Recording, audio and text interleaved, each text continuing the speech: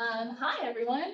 Can everyone hear me okay? Am I standing too far away or can everyone hear me? Thumbs up. Yes. Everyone virtually. I know everyone in the room can hear me.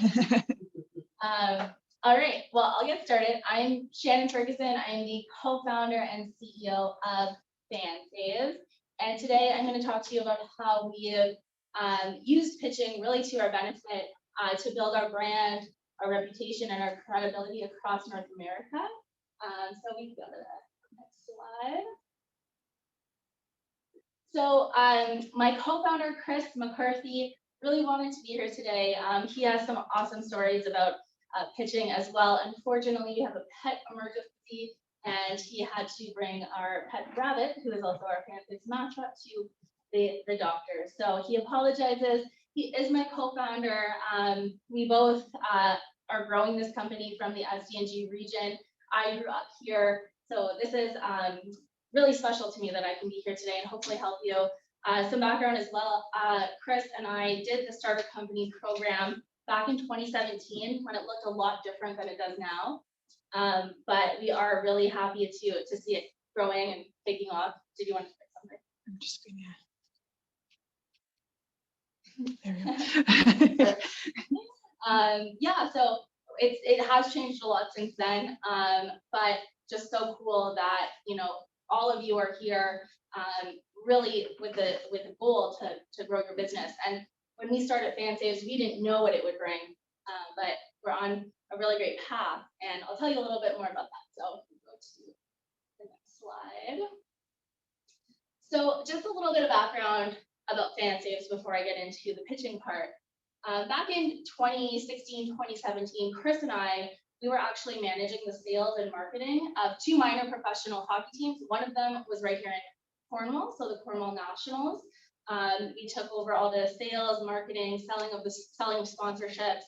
And in the summer of 2017, we noticed that when we were going around to local businesses telling them sponsorship, a lot of them were saying they didn't want another rink board or a scoreboard ad or a coupon in the back of the game day program.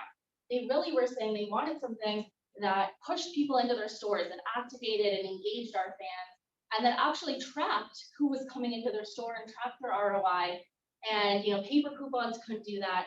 We didn't have anything that could solve the problem. And that's when FanSaves really came to be. Okay, it's all good. So if you go to the next slide. So what FanSaves is, what we created back then, it looks a lot different than what it is now. But what we created essentially was a digital couponing platform that gives fans discounts and deals from the sponsors and partners of their favorite teams and organizations. So we started growing in sports. In 2019, we recognized there were tons more verticals to help out. We recognized that people can be a fan of anything. They can be a fan of chambers of commerce, the city that they live in. They can be fans of the schools they attended or the events they go to. So since then, we really set out to change what it means to be a sponsor and to change what it means to be a fan. So that sponsors, aren't just wallpapering arenas and stadiums and events, and that they're actually getting something out of their sponsorship, and so are the fans with those discounted deals. On the next slide, I put this in here. So if you guys don't know, we are and have been partnered with Cornwall Tourism for 4 years, and Explore Cornwall is on FanSaves. So it's free to use. You can, this is a shameless plug, but you can scan this QR code. You can follow Explore Cornwall on FanSaves, and you can get discounts and deals and support a ton of businesses around the Cornwall area. So wanted to throw this in here because, as we're growing across North America, sometimes the uptake in Cornwall has been a little slower. And I want to talk to you guys about this today as well, about not giving up and continuously showing up. But yeah, if you do want those deals and to support local businesses, scan that QR code. I know that there's a couple of businesses in the Starter Company program that might be on here. And if you do want to add a deal, it's completely free too. So we can do that for you. But then a little bit more just about our traction before I get into it on the next slide. So FanSaves has grown essentially across North America. We're working with over 50 organizations. over 750 brands and businesses are offering deals. And again, we've built FanSaves across many different verticals. And then the next slide. We do have a really strong footprint in sports. So we are the official digital couponing platform of the American Hockey League, the East Coast Hockey League, the United States Hockey League, and many more. And we're in talks with about 24 major league teams as well. So I'm telling you this because I want you to know that like it's totally possible to grow an international brand and a recognizable business from this area. And I'll be back on another day to talk about building a business in a rural community. But you know, really, it is possible, and we are doing it right now. So next slide. Yeah, just real quick, we do have a team of 10 now. We're completely remote. We have employees across Canada, some down in the US. We have an amazing advisory board. These are just some of them. The founder of the Ottawa Senators, the previous EVP of ticket sales of the Sens and the Arizona Coyotes. So again, just because you're in Cornwall, just because you think you're a small business, doesn't mean you can't build relationships across North America and the world. So now we'll get into the reason why we're here today. You know, when we started pitching, our first couple of pitches, we had no idea, you know, where we would be today. We could never have imagined the traction that we would have gotten. And it really all started with pitching. So, you know, since starting our business, yeah, we have been literally, you know, featured in over 200 media outlets. We started our own podcast called The Living the Startup Podcast. We recently won a 40 under 40, and then in November, FanSaves won a Best Ottawa Business for Best Leaders in Diversity, Equity, and Inclusion.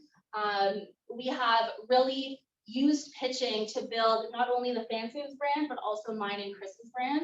And a lot of people don't think they don't think that far ahead. They don't think that they can use their own brand to also help build their business's brand. But definitely here to tell you it's possible.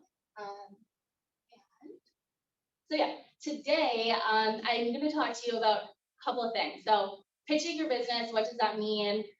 Building your brand, creating a great deck, confidence, and learning to have confidence. It is something you can teach yourself, I promise. And then really using all of this to come together to build credibility. So we can start with pitching FanSaves, and you know, again, how just a little bit more about our story. So on to the next slide. So back in 2017, when we founded FanSaves, we didn't even know if we were a startup. We thought we were just a small business. There is a difference. We can chat about that if you have any questions. But you know, the Starter Company Plus program was actually one of the first pitches that we did, and we did it in a small room downstairs. And you know, we really didn't know what we were doing, but we got through it and we got the grants. And our first real pitch competition, when we entered the pitch circuit is what we call it, started in June 2018. So just 4 years ago this month. And I wish Chris was here to tell you this story, but I'll get to it in a second. But since then, you know, we've pitched on over 50 international stages from, you know, here in Cornwall to Ottawa, all the way to Berlin, Germany, everywhere in between. So Memphis, Phoenix, Arizona, Tampa Bay. And it's really just been an amazing way to grow our business. We used it, like I said, to help build our brand. So if you go to the next slide, and this picture's from that too, but this is our very first pitch that we did in front of a huge crowd. So there was probably about maybe 200 people there. And I'm going to tell Chris this part of the story. I'm going to tell it from my point of view, but we practiced so hard for this pitch. Like, we knew it word by word by word by word, and we were sure. We're going to win, for sure. And, you know, all the way up to Ottawa, practice. And a little bit of background. I have a background in broadcast journalism, in communication studies. I've been on a couple of stages before this. Chris, too, is good at public speaking. He will tell you this. He played 7 years of pro and suffered a lot of concussions. So sometimes his memory fails him a little bit. So we get on stage and there were a couple of things with the wires that went wrong and his mic was not really working. And he goes to say his part and he got like 3 words in and completely blanked. And I was standing there and I'm like, no. And he was just standing there. And finally I like gave him kind of like the next word and he got it and he got through it. And he felt so bad. And obviously I said, like, don't worry about it. We ended up not winning that pitch competition. We didn't win a prize, but we did find our first advisor who was a judge. So we always say, even though we didn't win a prize, we still won something. One of the judges came up to us after and said, I love it, I get it, I want to help, how can I be involved? We kept talking and we said, come on and be an advisor, and he's still an advisor to this day. So I tell this story because a lot of people think when they see someone on a stage pitching, they see me up here talking, they're like, oh, it looks so easy. It's not easy. I'm going to admit someone just real quick, or view, just admit, because it's right in the way. Sorry, how close and personal.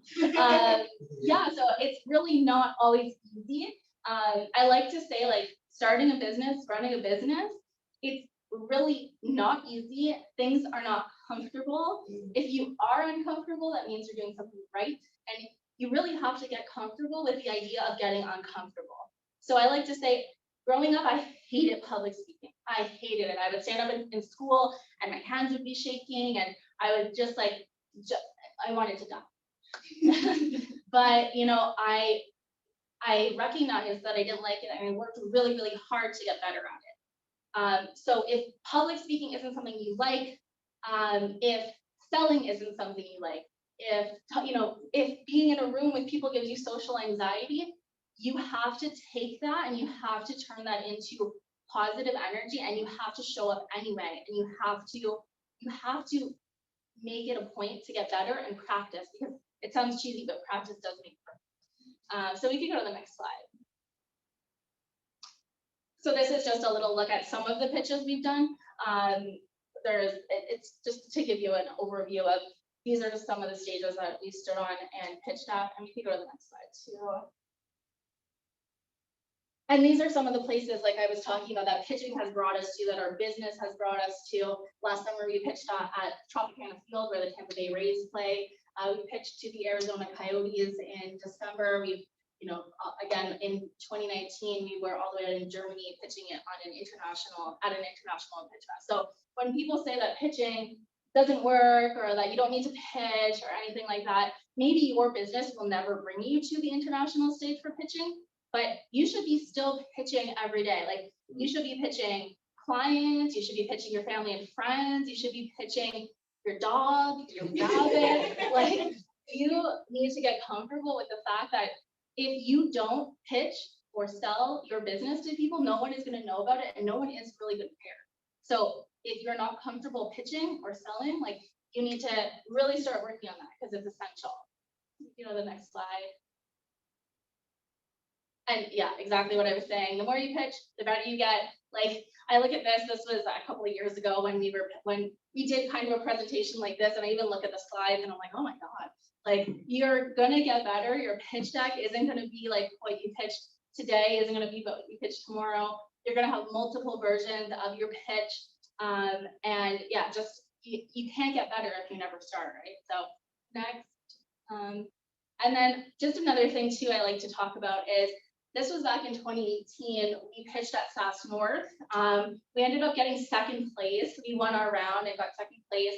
And I like to show this because if you go to the next slide, I like to also say that you will most likely win way less than you lose. Like, you have to get comfortable, especially in, if you go the pitch fest route and pitch competition route, you're most likely not going to win your first time, your second time. I think we had to pitch like 15 times before we started winning. And, it shows our resilience that we just kept showing up. We said, we're not going to stop until we win. And again, this goes back, you might never stand on a stage and pitch your business, but again, you have to have that resilience that some people are going to say no. Some people are going to not like what you do. Some people aren't going to want to, get behind you. So, like, you're most likely going to lose way more than you win, You just have to accept that and keep picking yourself up. Chris and I are athletes, and we always say, like, you fall down on the ice, you're not just gonna stay down if you're not hurt. Like, you get back up and you skate and you go and score. So get comfortable with losing. I'll go through this one a little bit quicker. I'm not sure if anyone in here has the plan to one day pitch to investors. We are currently raising our $1 million seed round, so this has become really relevant to us. And it's completely different than pitching on a stage to an audience where you get judged and you can win a prize. Pitching investors is like your prize is your investment, and equity from your company is what you give up. So we can go to the next slide. You could just go through this one a little bit quicker. If you do plan to pitch to investors one day, or even if you might do a friends and family round, maybe you're going to pitch to banks to get loans. There are other ways to get money outside of traditional investments. But really like understanding who is giving you that money, who you're asking that money from, do that research, ask the right questions, and really again, speak with that confidence. Investors don't want to hear you questioning yourself or acting like you don't believe in what you're doing. You want to go in and you want to have confidence. And then again, going back to just don't get discouraged. You just got to keep showing up. It's a numbers game. If you are raising investment, it's literally 1 out of every 100 they say that you pitch. And we can definitely verify that. So you got to just keep showing up. So this is a really cool thing that kind of started happening when we started building FanSaves. So we are non-technical co-founders. We built FanSaves. We built a tech startup with no, technical experience per se, like no coding background. And we had to go to multiple different developers, and it really put our growth behind. So in 2018, we had a product. It wasn't sellable. It wasn't really what we needed. But we started pitching, and we started really, pitching the vision, pitching the idea, and we used it to start building a brand. People started recognizing FanSaves. People would come up to us and say, "Oh my God, I saw you 6 months ago pitching at Fast North or pitching at, Startup Canada." So we started realizing, okay, even though our product and our business wasn't where we needed it to be, we still were putting ourselves out there, and we started building a brand really early. So we could go to the next slide. So one of the really important things, and a lot of people tell us this, is that it's really important to be memorable. So even if you're, again, not pitching and that's not the route you're going to take in your business, when you're growing your business, it's so important to be memorable. So many people start businesses and they want to go into the corner and be in the background, and they are fearful that if they put themselves out there and they are memorable, that people might judge them or that people might not like them. At the end of the day, it's so important to be memorable. Not just you yourself, but also make a product and a business that's memorable. So we can go to the next one. So these are just a couple of things. If you do choose to build your brand through pitching, I always say it's so important to apply. And this goes really, especially for women. Any women out there, oftentimes when a pitch comes up or a grant or something like that, a lot of women will, if there's 10 criteria that you need to meet, I'm gonna let someone else in. Just saw it there. So if there's 10 criteria that you need to meet, women will have 9 of them, but they won't meet one, and they'll say, "Oh, I'm not going to apply. I don't meet all 10." Whereas most of the time, men will meet 1 or 2 of the criteria and still apply. And this is actually the real. I have women that reach out to me all the time and ask, "Should I apply?" And my question is always yes. Even if you don't think you'll get it, at least your business is in front of people, and you might not get it this time, but in the future, they'll remember you. So always put in your application. You can't get into something, you can't win something if you don't throw your hat in the ring. And then, yeah, like what I was saying, start pitching even if your product isn't ready. The other big thing is sharing your story. So again, whether you're pitching or not, it's so important to share your journey. We call it rolling thunder. An early advisor told us this. He said, if you're trying to market your brand and you put out one post on social media or you show up at one event, that's like hearing thunder one time and then never hearing it again. You want to be like rolling thunder. You want to continuously be putting your brand and your name in front of people's faces so that they know there's a storm coming and they won't be able to ignore it. And that's what we've really done. And it can be, again, going back to being uncomfortable, it can be uncomfortable. There's a lot of times when I'm like, do people really care? Okay, I'm gonna literally post this anyway, because more people will see it than you know. You know, the algorithms on and the analytics that you see on social sometimes are very truthful. Oftentimes more people will be seeing it. And just share your story, share, you know, what you're doing that day. You can share the little things. That is also pitching your brand, pitching yourself.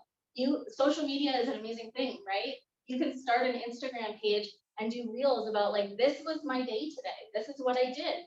And maybe you'll get 2 likes, but that doesn't matter. You're still, that's part of the practice. That's part of putting yourself out there, kind of overcoming that anxiety of like, you are the face of your company. So you can go to the next. Okay, so this is really important too. So if anyone here hasn't really made a deck, don't worry. I assume you'll need one for the starter company plus pitch. And you know, I like to say, like I said this earlier, your deck that you're going to create for this pitch is going to be completely different in 6 months, a year, 2, 3 years. No joke, I believe we are close to about 1,000 decks. We also have customized decks for sales, but we have about 5 different versions of our decks since the very beginning. And recently I found our very first pitch and it was not very good, but we did it. So if you go to the next one. I also want to say that there are going to be some pitch competitions or grants or loans that you will need a pitch deck for. Sometimes you won't. This is the Get in the Ring competition that we won in Ottawa that actually sent us to Berlin. This was a really different kind of pitch competition where you had 5 different sections and you had to pitch those sections in 30 seconds. So people think that when they pitch, they have to, know talk about your business for 5, 10, 15, 30 minutes. Oftentimes, you need to be able to pitch your idea in an elevator. You've all heard about an elevator pitch. You need to get that pitch down so that it is very concise, so that anyone in the span of going from floor 1 to floor 2 in an elevator could understand what you're doing. So this is just an example that this was a pitch competition we won that we actually didn't need a deck for. But most of the time, you do need a deck. Again, this is a presentation I'm doing, so don't use this as your template for pitching. Usually, on a pitch deck, you want way less text and way more images. You want to show because you don't want people reading. Like right now, you're all reading this and maybe not listening or comprehending what I'm saying. But I put this here just so you can see. Shannon, yeah. Can you just explain what a deck is? Oh, sure. Yeah, that's a great question. Okay, so a pitch deck. Okay, so basically when you start your business, and I know in here, everyone's doing a business plan, right? So a business plan is like everything on paper showing your market, showing your go-to-market strategy, showing what your product is and what problem you're solving. Basically a deck is your business plan put into a concise presentation to show whether it's a pitch competition, investors, or anyone else, what your business is, how it works, how you make money. So the thing with I'm also giving my my kind of advice from a startup world. We do have a business plan. We don't update our business plan anymore. If we do update anything, it's our business model canvas, but mostly it's our deck. So our deck is our business plan. It's just a more visually appealing way to present it. So yeah, that's why when I say our deck from the beginning, we did have a business plan, but our initial business plan, how much it has changed through the years it's not just like the look and style of our deck, it's like different ways that we've generated revenue and made money and different traction that we've had. So really it's just your business plan in a more visual way. Sorry to I hope that clears it up. But yeah, for sure. So basically you can take your business plan and turn it into a deck. And that's what you probably, for this pitch that you're going to be doing, what you should be doing is taking that business plan that you're working on, highlighting those like important areas, the problem that you're solving, your solution, your go-to-market, your business model, and your team. Usually those are like the good ways to start. You already have all this information. You're just putting it again into a visually appealing presentation. So when you do that, I like to say, like, a lot of people, they will use really small text and they will write everything that they want, like that they are trying to explain. Again, don't do that. Like, use your voice to tell your story, and use less, as like the least amount of writing as possible. Also, remember that you're telling a story. So tell your story when you start your pitch. Why did you create this business? Don't just get into, this is my product, this is what we're doing. When I started this presentation, I told you about how we created FanSaves. You want to create a compelling story to draw people in so that they're going to be listening, because there's far too many people that they start pitching, they go right into their solution, and you don't even know what the problem is that they're solving. The other thing is, get help if you need it. Like, if you are not very good at designing things, if you could do a pitch. I usually use PowerPoint. You could start even in Canva if that makes you more comfortable. Like, really, but ask for help. There's a ton of people out there that can help you. So.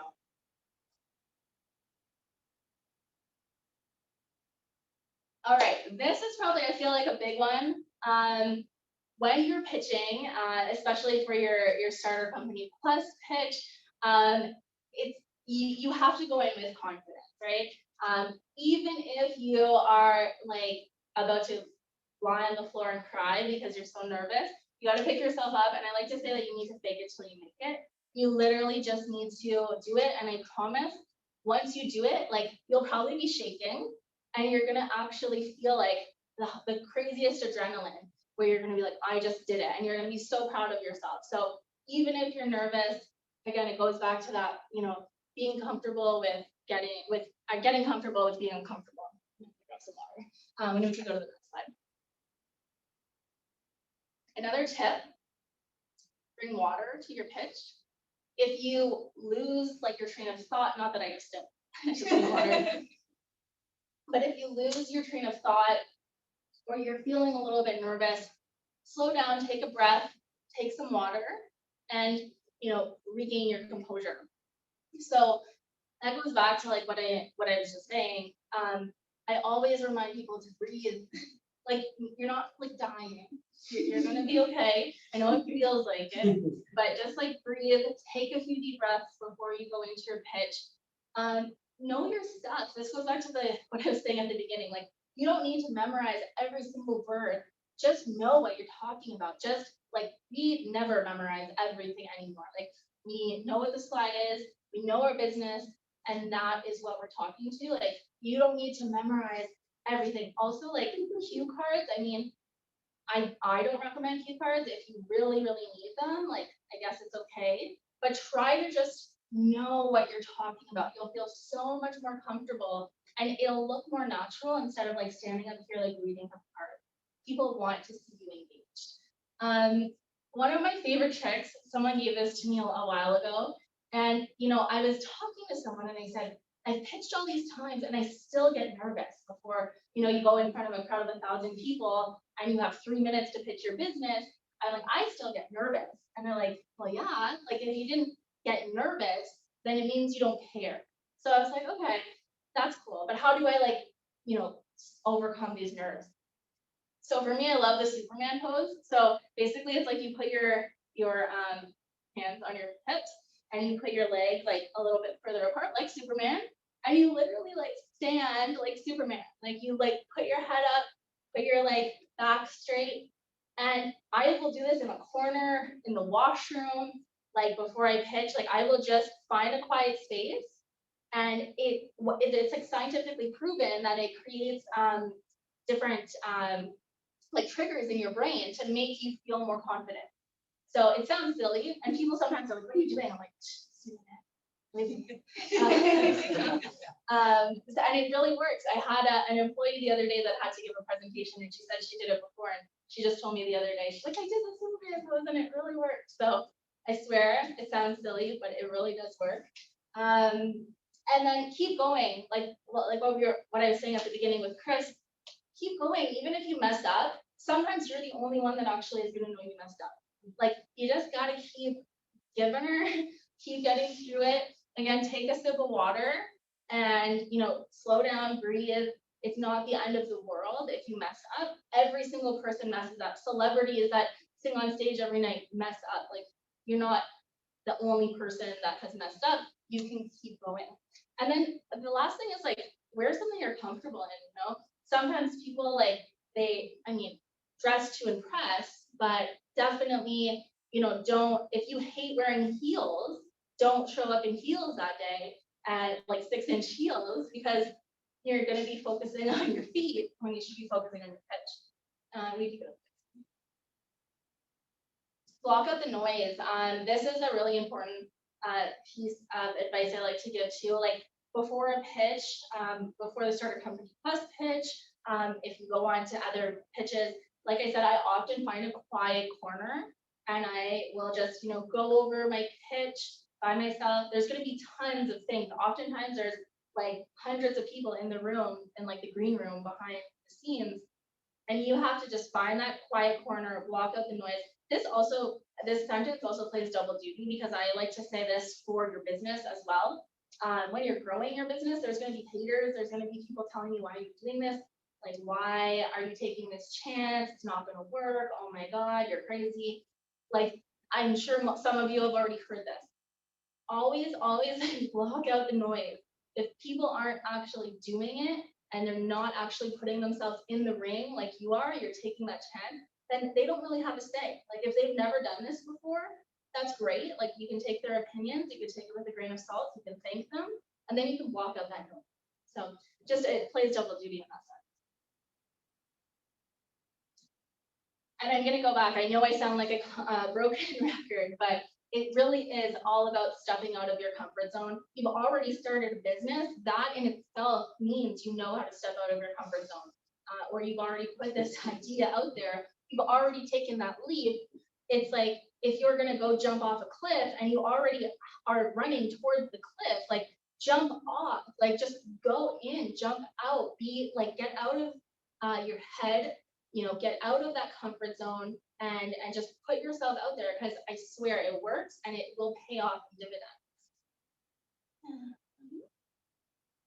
And then the last part of this is a lot of people will say, well, why would I pitch? Why do I have to do this? Why is it important? Like I'm okay, I'm not an outgoing person. I'm gonna, I work behind my computer. I don't need to see the public. I can make money without, doing all of this. Yeah, sure, maybe. Like, do you want to take that chance though? Like, pitching is pitching again, whether you're pitching on a stage, pitching your business at the supermarket, to the grocery, to the person checking you out. Like, you're always going to be building credibility. And that is in business something that so many people overlook. They think they're just building a business and that people are going to show up. Building credibility, showing up in person, making sure you're memorable, making sure people remember your name, making sure you're doing good, making sure that like you are your business is going to build you so much credibility. And like, I want to talk about how, we're in Cornwall. Cornwall does have a strong business community. You are already involved in the Cornwall, in CBEC, and use those relationships, build a big like moat around you and build it with people because people are business. And if you're not getting through to people, then who are you getting through to? Because they're the ones that are paying. They're the ones that are going to be your clients. So, get testimonials from people, like every single client that you have, even early on, like maybe it's like your cousin, maybe it's your aunt, maybe it's your parents. I don't know who it is. Build those testimonials, put them on your website, put them out, like build those relationships so that you can get those great testimonials. I'll also talk about building out an advisory board. Again, I know everyone's kind of in a different business and maybe you don't need an advisory board. It is, I would say, almost essential to have at least 1 or 2 advisors and mentors in your corner. Entrepreneurship is a really lonely road. Not everyone will know what you're going through. If you have advisors in your corner that have been there, that you can call, you don't need to give up equity in your business. You don't need to pay them. A lot of advisors, our advisors early on, we said, do it for the prestige. Come on and help us. Say you're an advisor. We didn't pay them. And they helped us tremendously because they've been there. You don't know what you don't know. And these people will want to help you. I've started advising, I've started mentoring, and I'm always looking back and saying, I wish, I'm so glad that I did this, and I wish we would have had a mentor to do this earlier on. So also pitching to accelerators. I know, again, you're part of Starter Company Plus. For us, that was just the beginning. We've been part of so many accelerators across North America, and even one out in Tel Aviv, which was a global accelerator in the sports tech world. And it's really, again, been very critical in our growth because it's allowed us to build that credibility. It's allowed teams and organizations to see us, to continue to see our growth, and to know that we have that backing behind us. So again, not everyone here is going to need to go to like a global accelerator in Tel Aviv, but it is important if there are, win this space. There's a lot of local programs that you can be part of that can help you build your credibility. And then, as you grow and as you start getting that recognition and winning those awards, share that again. It can feel uncomfortable because a lot of people I know in the startup world, when they're starting out, they say, I don't want to post everything. Like, it feels braggy. It feels like, I'm showing off. And it's like, no, like at the end of the day, people, 1, don't think of it like that. 2, if they do, then they're probably just like jealous. And 3, like it goes back to rolling thunder. You have to be sharing that story. Yeah, and this is we're right at the end. But I like to say, if anyone's seen Glengarry Glen Ross, they say always be closing. This is a little play on that, also because we're at Tropicana Field. So always be pitching. Again, always be pitching your business. Like, you don't need a deck in your back pocket to show. Like, you should, again, be able to pitch your business on an elevator. You should be able to pitch your business to a kindergartner. If literally a 6-year-old came up to you and was like, what do? You should be able to tell them what you do in a really concise way so that they go and they remember and they understand and comprehend what you do. And yeah, just always find a way to be pitching your business, to be telling people about what you do, who you are, and like, don't be shy. Put those insecurities to bed. You're a business owner, and like, this is part of being a business owner is, again, just putting yourself out there and always be pitching. So I'd love to go to the next slide. Yeah, I'd love to connect with everyone. This is a different QR code, big on QR codes. This is this one will bring you to our information. But again, Chris wishes he could be here. Please connect with us on LinkedIn. Reach out to us if you have any questions. We're very hands-on. We love helping other founders, other entrepreneurs. And I hope this was good for you today. I wish you all the best of luck in your pitches. If you do have questions about your upcoming Starter Company Plus pitch, reach out to me. I'd love to help. So thank you so much. Thank you. And I think let's touch Q&A as well, if anyone has questions. Yeah. Yes. You're in the chat.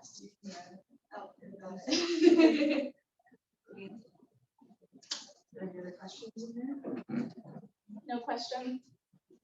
I have a question. Okay. So why do you go to so many pitch competitions? Is that part of when you started out? Like, what brought you to Tel Aviv, for example?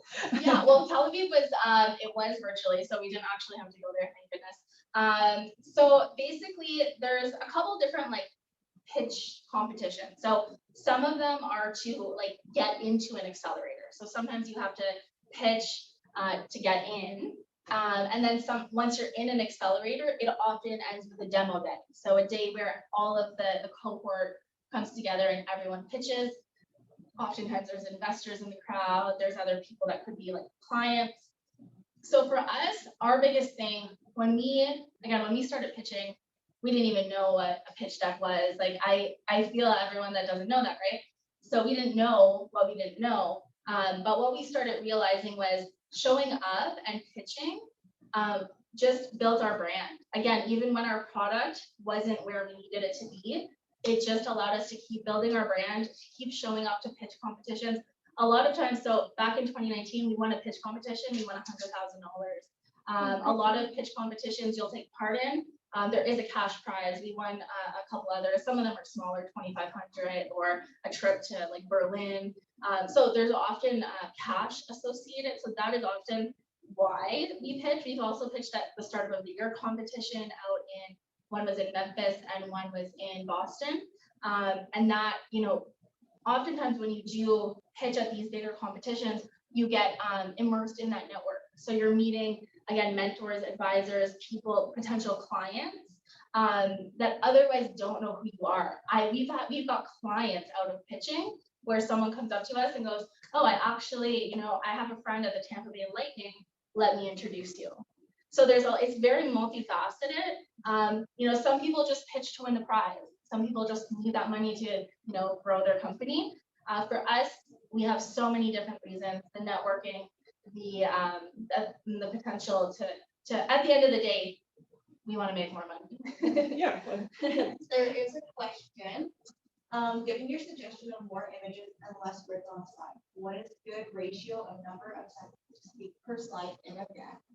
That's a good question. So it will vary. So sometimes, it depends, because you should really have a deck. How long is the starter company plus pitch? 10, minimum 10, maximum 15 minutes? Yeah. Okay. So if you have about, let's say 10 minutes to pitch, one, you don't want too many slides. You want maybe about 7 or 8 slides. So you want to spend about 1 to 2 minutes per slide. There are going to be some slides that you spend more time on. There might be like your team slide might be a quicker slide that you can get through in 30 seconds. Whereas you want to spend more time on your problem and your solution slide talking about what your product is. And it depends, because it's hard to say like a good ratio of, less words on numbers of seconds.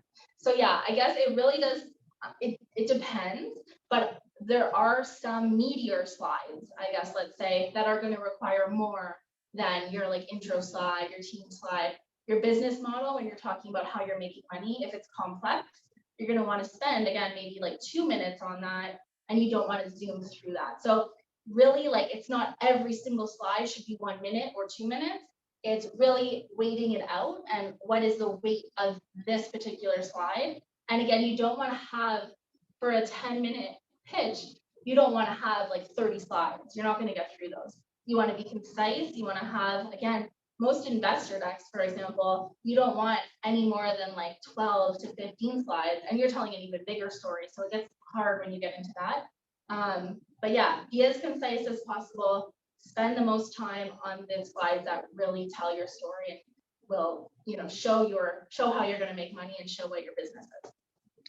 And do you bring props with you? Like, do you start using your phone and show how FanSaves works? Or it's really funny. So yeah. No, not really. But in our first, that slide that I had earlier on, in our first couple of pitches, we actually had these like big like bouncy balls that we got at the dollar store, and they were like a soccer ball, a football, and a basketball. And we would bring them on stage and like tape them down. And then one time we like threw them in the crowd, like trying to be like memorable. It actually was really memorable. But yeah, no, I wouldn't. We stopped doing that because someone could cut her. But yeah, definitely don't bring your phone on the stage because that could look like you're just reading off it. If you do have, we've done it a couple times, but it is risky because you never know like the other person or the technology being used. But some people will have like a screenshot of their, if it's technology and it's phone, it's an app, they will have like their phone on the screen, and they can have it looping or have like a video that goes with it to show. So we have seen that before. We've done it a couple times, but again, when you get into it, it can be risky if it doesn't work properly. I mean, if you have like a hardware, like if you have a physical product that you're selling, if you're, selling really nice cupcakes, or you're selling shirts, or you're selling something, then yeah, definitely I would say bring it out, wear it, if it's clothing, wear what you are, live your brand. If you have something to show, or a software company, so it's much harder to do that. But if you have a physical product, we pitch all the time against a company out in Renfrew. They're called Riverwood Acoustics. We've become great friends with them. Like we had a rivalry going on, and they beat us and we beat them, and they've become really good friends. But they make Bluetooth speakers, and they will always bring it out on stage with them. And they will take, if they have 5 minutes, they will take about 45 seconds to play it and to show what the sound looks like. So definitely, if you have something like that, I would say, why not, if you're allowed. Any other questions? I guess I have a question. So you were mentioning earlier to pitch, right? So like, for example, maybe this is my first time doing the entrepreneurship kind of thing. And the only platform where I know where to pitch would be Shark Tank, right? Yeah. So like, where do we hear more news of where to pitch, how we pitch, what we need to like, I know exactly the exact you were saying, but where can I hear more? Where can we get more information as to where to pitch our business outside of Cornwall, for example, or in Cornwall as a start? I love that question. Who here has a LinkedIn page? I'm an open. Okay. Do you use LinkedIn, or do you go on, or do you just have a page? I use it when I apply for work. Okay. And that was That's all. I think Facebook was more for my business, was more to people, right? To get people in, not LinkedIn. Okay, LinkedIn is your best friend. Okay. Sign up for a LinkedIn account today, like right after this. Run, don't walk. Sign up for a LinkedIn account. Start building your LinkedIn network. Whatever your specialty is, whatever your business is, you can follow hashtags on LinkedIn. You can connect with other people in the industry. Find like, if there's big companies that you emulate or that you look up to, follow those people. You can connect with business owners like directly on LinkedIn. We connect all the time with directors of corporate partnership, presidents of like the San Francisco 49ers. Like literally, I have direct access to these people, and LinkedIn is how we have built like 80% of our company with our clients coming to us. It's LinkedIn. So that's how we also find out about a bunch of these accelerators. So you can go on LinkedIn. Once you start following different communities, like you can follow CBEC, I think you can follow, there's like, Ottawa, like has a startup community, there's Startup Canada. There's a bunch of different entrepreneurial networks, and LinkedIn, a lot of people will say, oh, well, I have a storefront. I don't need to be on LinkedIn. I need to get people through my doors. Well, you need to start becoming an expert in what you do. And oftentimes LinkedIn will allow you to do that. So LinkedIn, you can put your own posts. You can put this was my day, and this is what I do, and this is what I know. And you can start feeling more comfortable, because sometimes if you do that on Facebook, your friends and family might not have a clue what you do, and they might like it, and they might be like, okay, cool, I'm proud of you, but don't really know. Yeah. Exactly. Most people don't. Like people closest to you will be like, good job. Yeah. Don't get it, but like, good job. LinkedIn will allow you to not only put yourself out there, but also surround yourself virtually with like-minded people.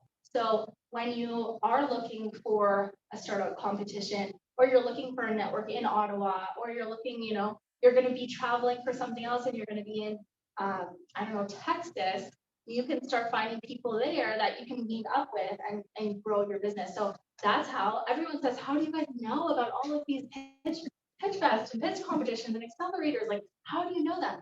LinkedIn is like a godsend. Also, like early on, we would Google things. We would just Google, pitch fest, pitch competitions, accelerators. Like, we just went to work and we were like really, really gritty. And we just said, like, where can we be? Where can we show up? But LinkedIn, if you don't have LinkedIn, huge mistake, huge missed opportunity. Again, it's going to feel uncomfortable if you're not used to LinkedIn. I'll tell you a funny story. I used to use LinkedIn in a previous marketing role that I had. So I was really familiar with it. And I think back then I had like 700 connections. And Chris hadn't used LinkedIn. And he was like, oh my God, like he had like 300. And he's like, oh, I want 700 connections. And I was like, yeah, I know LinkedIn really well. He took that as like a challenge. He is the LinkedIn guru. Like we teach all our employees that like how to use LinkedIn. He has like close to 10,000 followers. He has a strong voice. Like I'm at like I think 7,000 followers, and I'm like, and he's like, I'm still waiting. And it's very competitive, and it is a real competition between us. But I've kind of given up where I'm like, all right, this is your thing. He knows LinkedIn. There's so many things to know on LinkedIn, and he would find things, he would funnel them to me, and I would apply, even grant, different things like that, loans, different programs. So he is. I wish he was here because he is even more passionate about LinkedIn. And when someone says they don't have LinkedIn, he's always like, get on it. But because he started and he didn't have a following either. We'll have to have him back to talk about LinkedIn. Yes. There's a question as a perspective, but I was thinking of the same thing too. I get a lot of people saying, trying to add to LinkedIn. And I don't know what your experience is with arts, music, things like that. People tend to be very possessive, what they have is secretive. Mm-hmm. And I find that networking in that area is a lot more difficult, mostly because people don't want to give up what little they have to begin with. Whereas if I see somebody like in a normal business capacity, it's all about exchange of ideas, even though it's fiercely competitive, there's more to go around. And so, for me, like trying to find, I make stacks on that. So the struggle for me is being able to find reliable partners for things like manufacturing, to make small volume things. And it's been a challenge for the last almost 3 years, because at least in this country. If you want to make 100 or something, that's not really feasible. So I don't know, like, I don't want to make 10,000 or something, that's not my goal. Partnering with people that way, I don't know if that's really, do you find that there's resources for people across the board or just limiting options? Yeah. Put yourself out there, create your own content, create your own posts. You don't have to create videos and stuff.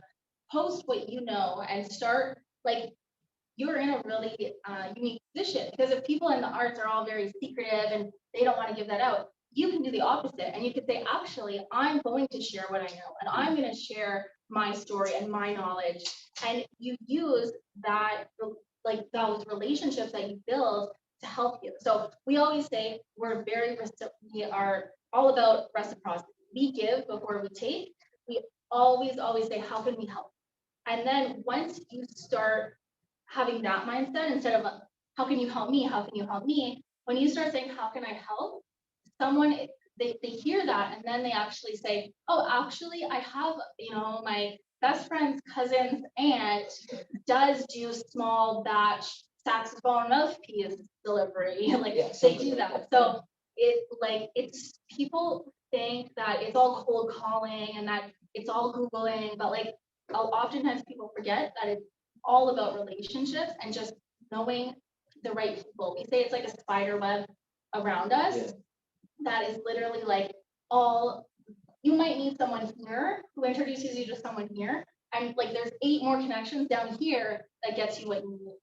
So, and that goes back to LinkedIn, like whether it's LinkedIn, obviously like get LinkedIn, but whether it's in person, networking, like always be showing that you know what you're talking about, showing what you love, what you're an expert in, what you are passionate about. And that passion is what's going to sell more than standing there with a briefcase and like going into a cold call and saying like, okay, I need this. Being real, like showing you're passionate, showing you know what you're doing, you're the expert. That's why LinkedIn is really good. You can become an expert even if you think you're not. Like be like, I don't know what I'm doing. You can just start posting and people will start taking you seriously. That's great. Appreciate that. Just one more question, Yeah. sorry. So, what would be your advice with the Lincoln, for example, our business that we just literally started late last year? We haven't really taken off yet, although we have been doing it, that's why we came up with it, because we have been doing it for over 2 years. So now, I'm like, make this a business. So in Lincoln, is it like advisable for you to, would it be advisable, like, we claim it already, although we're not operating it? Like, for example, our website, we're still waiting to get that live and all that. Like, what's our approach when I sign up for LinkedIn, when I get home? Like, I That's a tough Yeah, one. so LinkedIn, so you can get your own LinkedIn.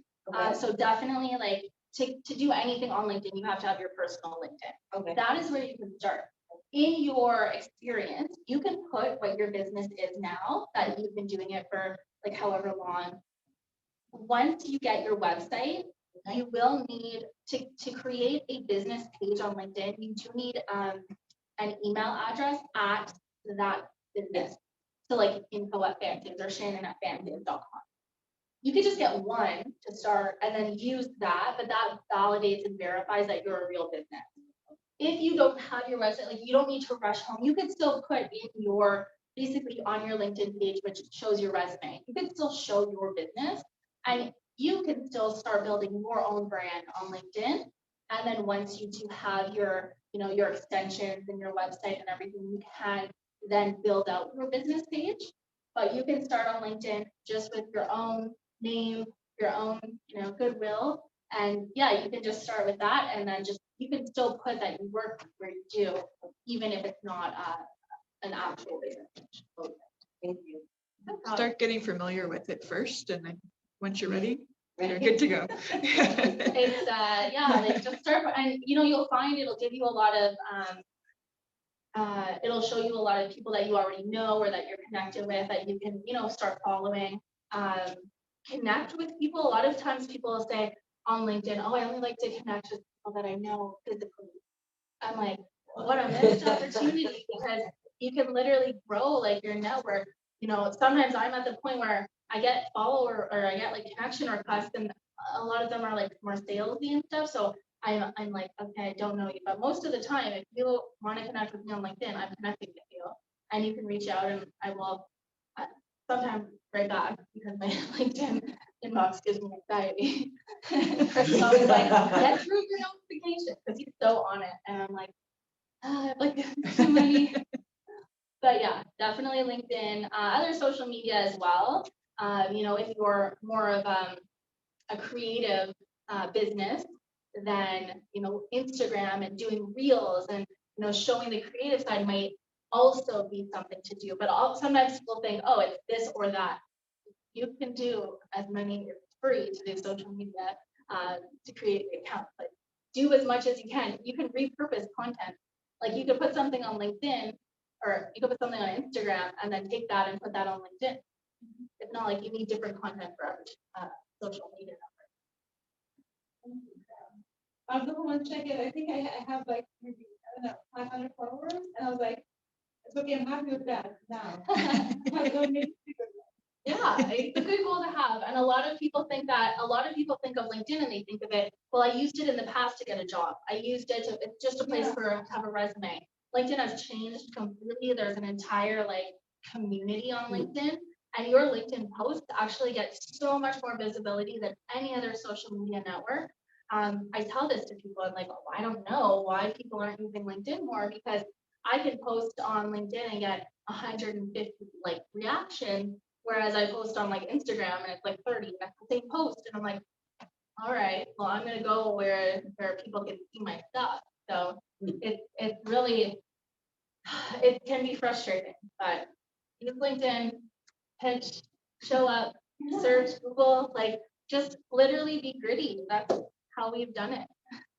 Take every little piece you can get and put it together into a somewhat of a blanket, somewhat of a quilt. Well, thank you, Shannon. Well, congratulations to everyone on starting your business. I know it's no small feat, and please do reach out on LinkedIn. Have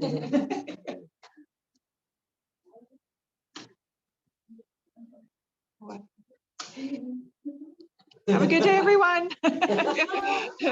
Bye.